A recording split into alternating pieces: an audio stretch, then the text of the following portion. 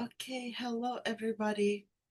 This is your astronomer who now moved from Helsinki to Rome. I'm reporting from Frascati, and today I am doing a little tutorial about the concept of area.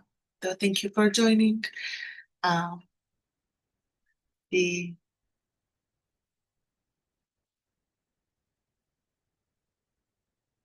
to share my screen.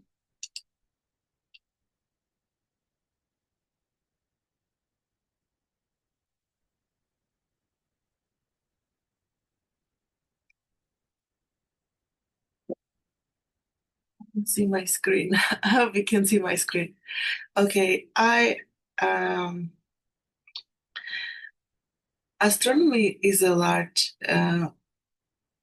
field or diverse field, and because we study stars, galaxies and planets. So um, to study astronomy, you incorporate, kind of like in biology, you incorporate different other fields in order to study biology or evolution, um, or medicine. So astronomy is similar. You have to uh, uh, know concepts, a little bit of math, a little bit of geography, a little bit of particle physics, a little bit of chemistry, to understand what's going on in galaxies and stars and our universe.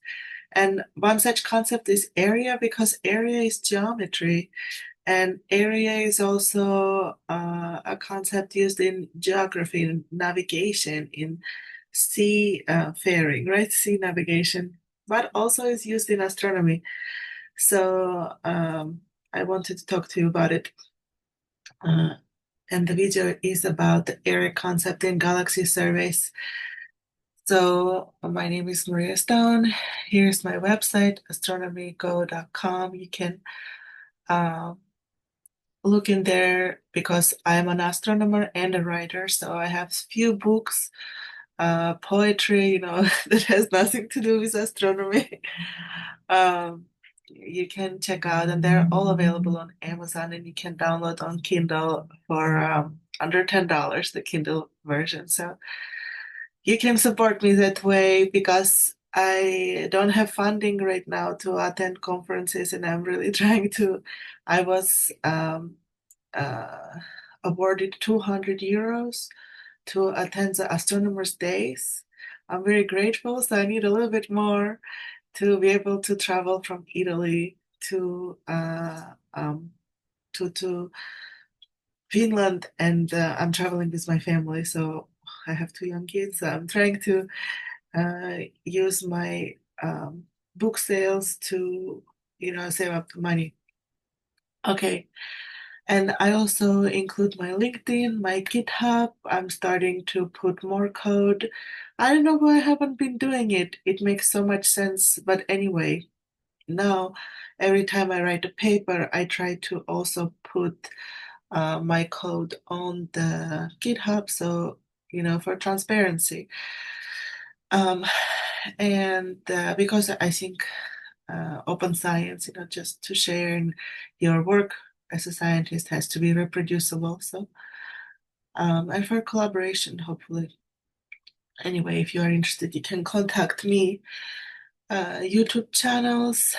Um, uh, this will be posted on the Maria Stone tutoring because it's kind of this kind of tutoring video, and I'm starting to compile my tutoring videos there. But I also have more general channel on YouTube, Cintiq 16, and I'm active also a little bit on TikTok, Instagram, maybe Facebook, maybe something Pinterest, maybe so a few others. You can see all of the links on astronomyco.com. Okay, but area concept in galaxy surveys, I only this is for general public, so and I tried to make it. It's just I'm having fun with this concept, but I tried to structure it a little bit and not to overwhelm. Um, so I know my PowerPoint is here, but it's a little bit interactive, so I have prepared some links, more than 10 links. Hope I remember what, but let's look through all of them because, yes. So I try to structure a little bit. So we have a map of a little bit of guiding what we are going to do, and also I wanted not to overwhelm people, just to get people excited about galaxy surveys and astronomy in general or science in general, to have fun, exploring surveys, to look at these surveys that have been done already and uh, appreciate that work and to inspire you to do your own work. So there is some interactive parts that we will do together. So some activities. Okay, the 3 points that I will cover, first of all, some general area concepts, just a refresher, our high school geometry. Then we will discuss the main categories, survey types by area, uh, in terms of galaxy surveys. And then we will dive in a bit into discussing some examples of surveys, past and present. Surveys don't always take just one observing cycle, but often these are large programs or even multi-cycle programs, which take many surveys take years. So huge teams, and now some surveys have hundreds of people, hundreds of astronomers working. So, and all of the pictures, I used Pixabay, which provide free, copyright-free pictures. So thank you for them. General concepts about area. Area, the symbol for the area is A. Some other symbols could be used as capital S. It's usually a capital letter. And in our high school's geometry, we know that area is a 2D concept. It's a two-dimensional concept, and it is usually something squared. So when you say haha. Um, so you use area units such as meters squared. For example, when I think I was doing something to do the garbage paperwork in Italy, in the city of Frascati, which is near Rome in Italy, to do some paperwork for our garbage of disposal, um, registration, or I had to put my name and how many people live in the place. And I also had to give the area of the apartment, how many meters squared. So you can, test yourself. Can you visually have an intuition for 1 square meter, for example, versus 1 square centimeter? And I was very close because I think I said 51, but it was 49 square meters. And it was just because I lived in Helsinki in a 55 square meter apartment. So I had a little bit, I knew it wasn't as big as 55. I don't know why I said 51, not 50, but and I now forget how do you say in America, because in the US we have different units for area. I'm forgetting, but if you remember, you can type in comments. How do you measure the units of the area in your part of the world? So I didn't live in the US. I've been away from the US for almost a decade, so or even already a decade. So, I forgot my US measurements, so you can remind me in the comments. But a few polygonal shapes. A polygon is something like a square, pentagon, those gons, hexagon. But a triangle and a rectangle and a square, they're also polygons. So they have several vertices, several sides. So they're called polygonal shapes. And you know that very well from kindergarten.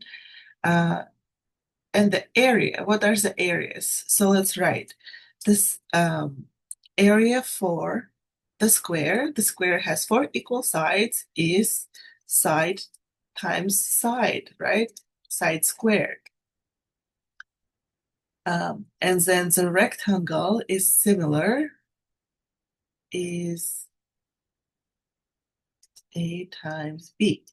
So if you have a rectangle with 2D, it's like a square, but the size is the lengths of the sides are not equal, but still the formula is side times side, meaning A times B.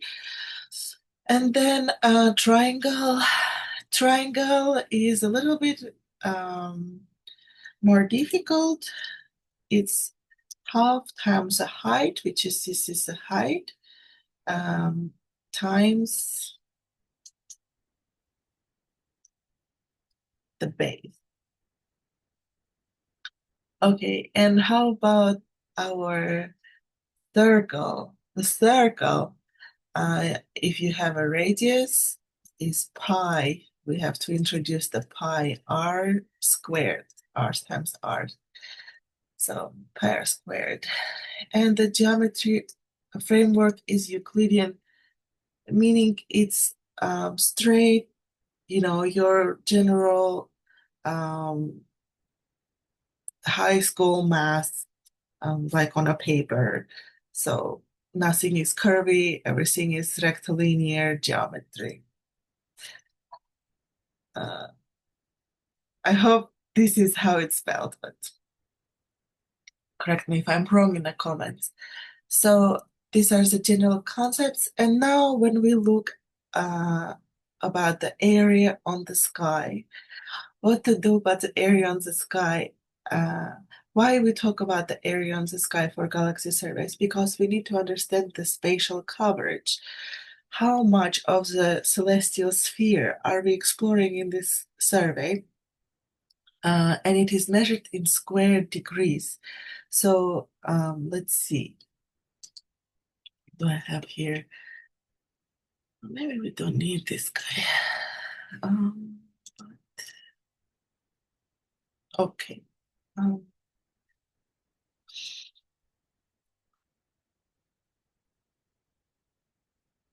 let's go to SDSS, navigate. Here are 16. I think it's still head. Yes. So it's more of a square. So I can show you that because if I put the grid, on one side, I have my right ascension, and another side, I have my declination, this one axis, the second axis. So these are the celestial coordinates. And they are in a sphere, and they are measured in degrees. So here's the scale is 1 degree, this much. However, as I said, sphere is spherical. So it's not, it's curving, right? Especially in the poles. So you have to take into account that it is no longer just a square paper, it is now curved, right? It's now curved. So for spherical spheres, you have to use spherical geometry concepts in general, such as solid angle, spherical cap, steradian. So these are all concepts. And if you want to know, I have a sphere here. My, I don't have anything circular. Global. Okay. Yeah, no. If you have, I can have my hands.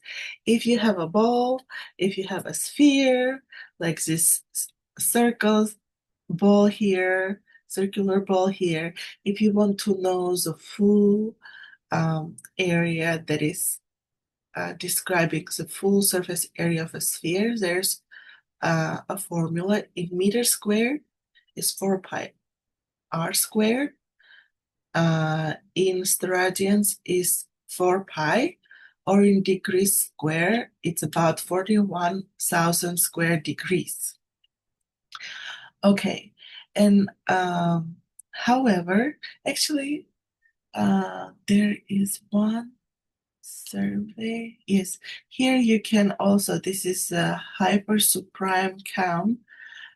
You can kind of appreciate, that even though it's a 2D, but you can get a feel a little bit how you are on a sphere here. So our celestial spheres, they have this nice feature. Um, However, see the lines they curve and actually they meet in the poles, right? In the celestial North and South Pole, just like our globe, our Earth's globe. However, if it is a small area in the sky, it can be approximated just like here with a rectangular um, formalism. So here I give you an example from my current papers that I'm writing. And this is just a mock survey footprint. It is not any real galaxy footprint. It's a mock survey footprint, and it is mapped on a rectangular grid where one axis is alpha, which is the right ascension in degrees, and the other axis is the delta, which is the declination, also in degrees. And let's see. So in alpha, it goes 135 to 137 degrees, so 2 degrees here, and it is a square patch, -1 to 1 in declination. So 2 degrees by 2 degrees, it's just an area of 4 square degrees, just a few square degrees. So it's a small patch. I'm gonna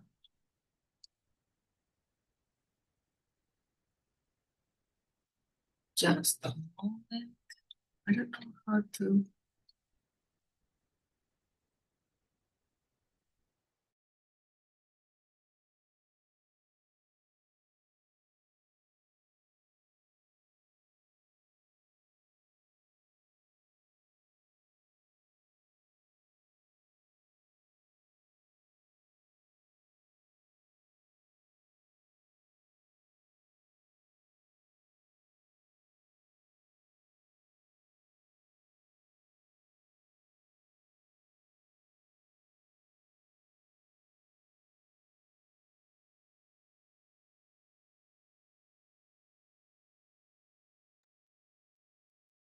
Okay, sorry, it's a Saturday. You know, my husband gave me some time. He's with the kids and they're coming in, so I better wrap it up. So you can have small patches of sky, which are the footprint of an astronomical survey, just like this mock survey footprint.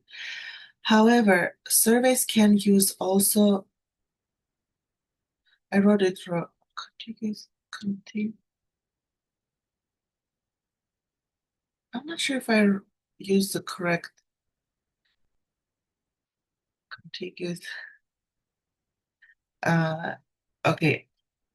Um, Surveys can use several patches of the sky, and they don't have to always touch each other. So a single astronomy survey can have non-touching kind of regions of the sky that they explore.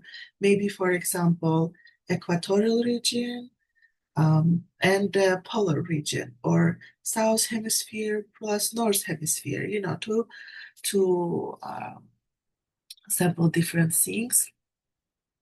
And then, and usually surveys actually try to target areas of the sky which have been studied before, so that there is some archival data already before, let's say, some um, optical photometry data, so some images of the sky in visible bands that we can see with our own eyes, those wavelengths.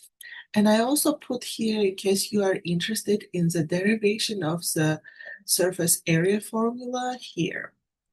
Oh, I put a link there. So you can have different types of uh, surveys, but say all of the surveys of the sky live on the celestial sphere.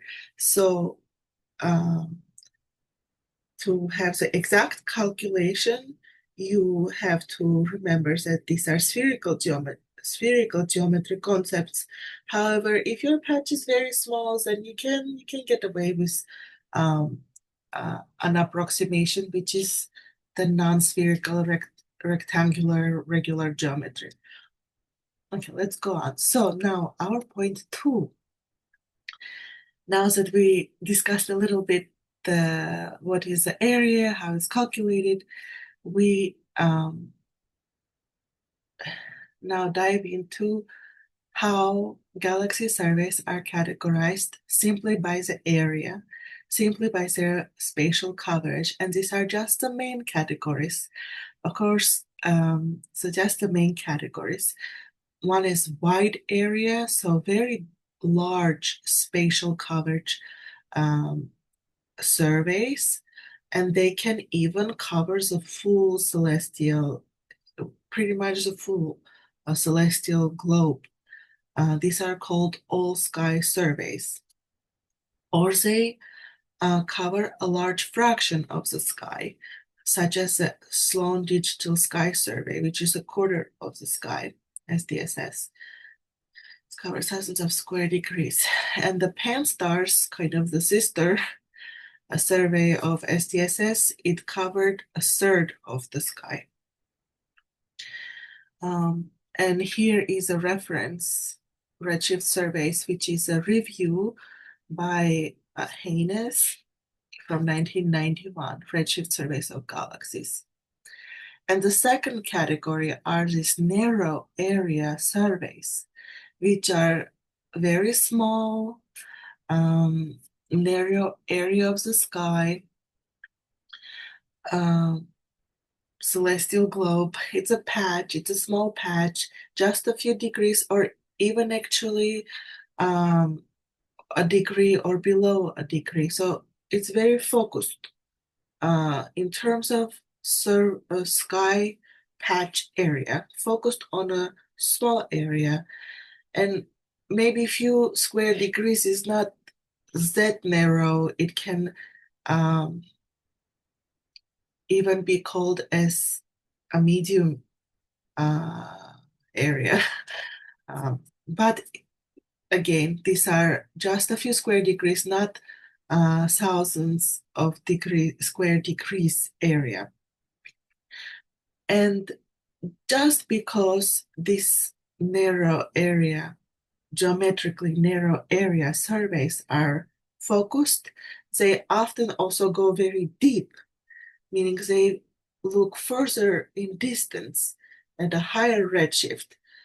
And one example or extreme example of those is deep pencil beam surveys. So they really focus on a tiny kind of angular beam into the sky.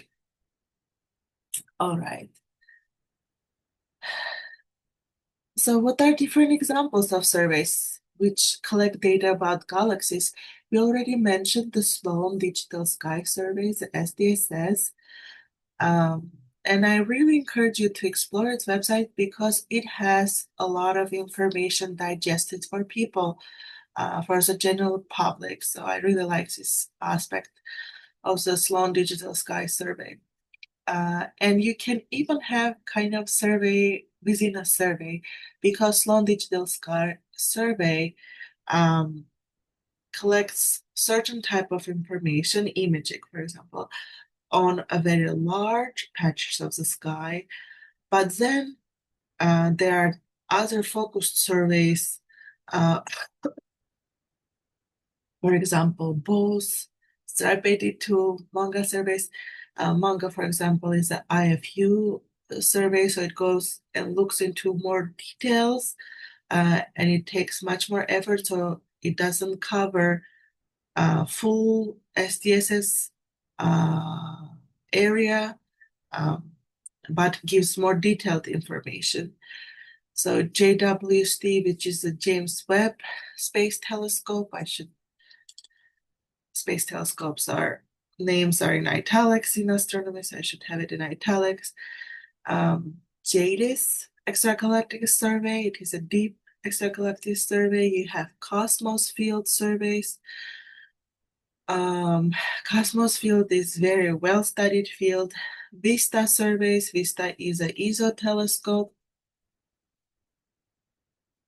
Um, Gamma spectroscopic survey. When I say spectroscopic, so this is what my PhD thesis papers, several of them where I had the opportunity to work with gamma survey data. And when I say spectroscopic, it means that you have spectra which allow more robust distance measurement to those galaxies. And also spectrum gives more details about the galaxies. You can have more detailed information about it and understand more of those galaxy properties. These are different. But let's explore these different websites for these galaxies. And when we explore, we can also, for a few of them at least, fill out this table of survey areas. I think I selected 7. So let's fill it together and we can categorize together if it's a narrow area or wide area, geometrically speaking, a survey. So this is our last, see, examples of surveys. Yes, this is our last slide. Let's look at these different websites. All right. Okay. I really liked this Lamost website by Li Feng because they had a nice view of a pencil beam survey. So you can realize now why it is called a pencil beam survey. It's a small area of the sky and it looks like a pencil beam because the angle gets bigger kind of as you go. So it's a little bit dilates as you go further into distance. So this is your pencil beam. It looks like a pencil. And this, where did I highlight this? So Cosmos was the Cosmological Evolution Survey. It's the largest Hubble mosaic of the sky. You know,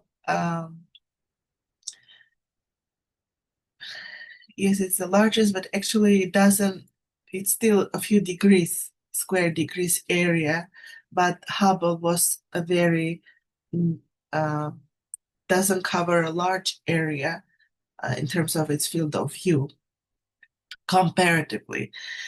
So they have this very nice visualization of different survey areas by Hubble superimposed with the moon area on the sky, the moon's area on the sky for scale. So this is Cosmos, it's pretty big. This is the moon area because the other surveys like GOODS, HU, DF, Deep Field, GEMS, these are different sky surveys. And if you go to this website, Hubble surveys, you can read little what those were. The Great Observatories Origin Deep Survey, GOODS, the Hubble Ultra Deep Field, which is getting information on very far galaxies. Galaxies are very far from us. But these are how the galaxy footprints look like. Galaxy survey footprints look like for these different surveys. So HUDF is very, very small. This is a pencil beam survey, HUDF. Okay. And this is this kind of tool, the SDSS Navigate tool. And you can go in and out. And I think I just wanted to show you this tool. This is the SS Navigate tool. So please use it, and they have tutorials, tools, visual tools. You can click, on an object, etc. But we move on because we're doing surveys. Stripe 82, as I said, once a field starts to be studied, certain patch in the sky, usually astronomers try to collect multi-wavelength data or again base a new survey on that previously studied patch because it is helpful to have this previous information to plan the new survey. And also then the multi-wavelength information gives a more complete picture about the objects in that patch of sky. So I wanted to show you this Stripe 82, which is a part of SDSS, which was more deeply imaged. It has data available imaging in optical UV, near infrared. Look at many different surveys and instruments, mid infrared, far infrared, radio, X-ray. It has spectra. So it is well studied field. And of course, the Sloan Digital Sky Survey. So now we can maybe fill it out here based on the Wikipedia information. But you can see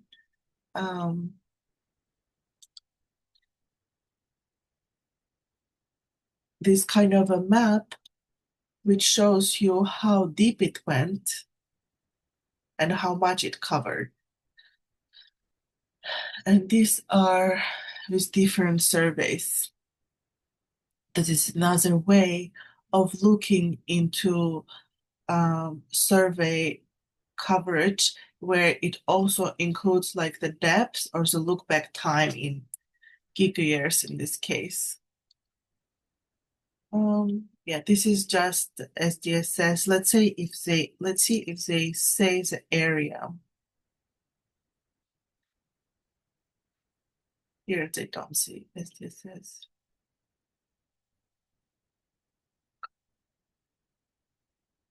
Okay, here.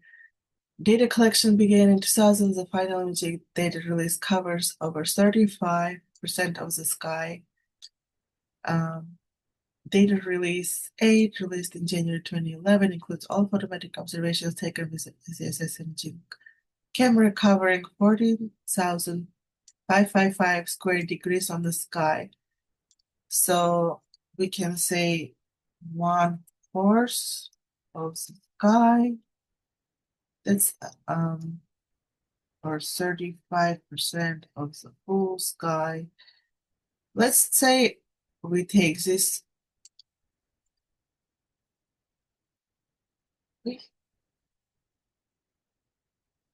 41 square degrees.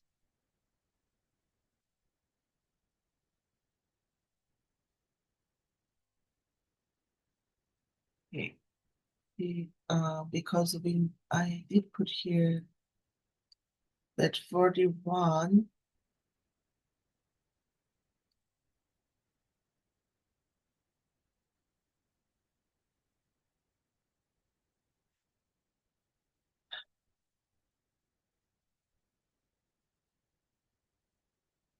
253, then if I multiply it by 35%, 1441, is it the same number? Okay, it's a little bit different, but anyway, it's at about. Okay, so it's correct. This is how many square degrees SDSS covered, 14,555. And this is the website for the SDSS DR17, which is data release 19. I believe it's the latest data release. And here are data access tutorials. They have many tutorials. Okay, the Vista surveys. The Vista surveys are famous. Vista surveys, they are operated by the European Southern Observatory, and you can look through. For me, this is the important one because it deals with extragalactic observations, but they have surveys with also Viking survey for also galaxy survey, also ultravist. Yeah, several galaxy surveys, but they have also other surveys. It's a survey telescope. If you are interested, and they have a nice graphic here showing the sky coverage by different surveys. And you can see that the video has a patch here, a patch here, and a patch here. It's an example of uh, a survey that has non-continuous patch coverage on the celestial sphere. Same with Viking. All right. And here's a video paper, but I removed video from here, so we don't need. Um,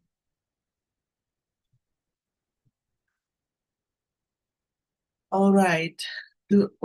Okay, because it's an upcoming Vera Rubin Observatory or LSST, let's see what they are doing.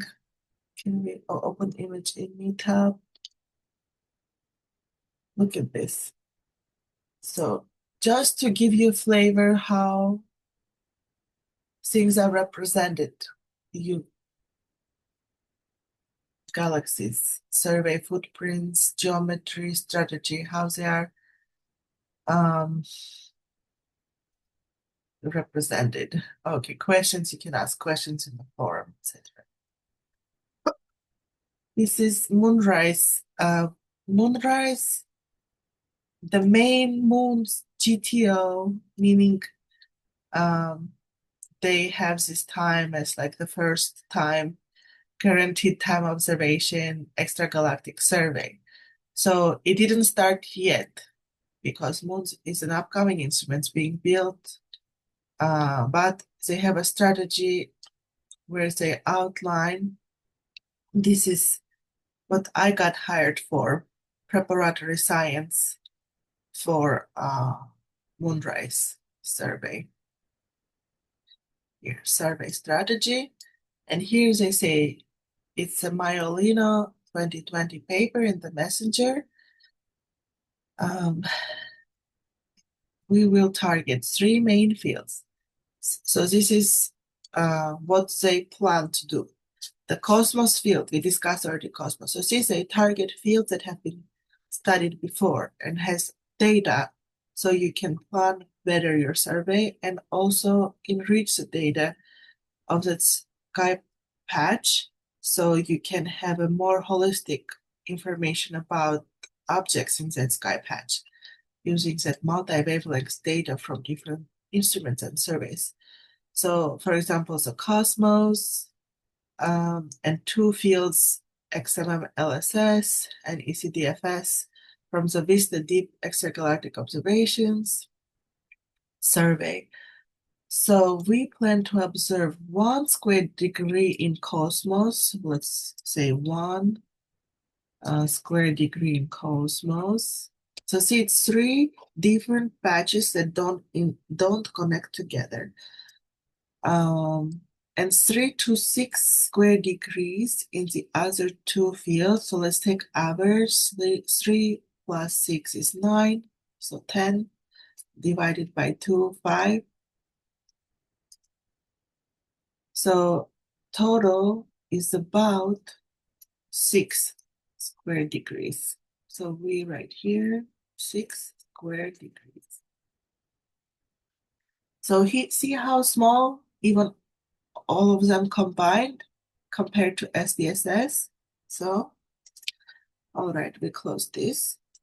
The area is small. Cosmos They have their own website with the central coordinates of the Cosmos survey.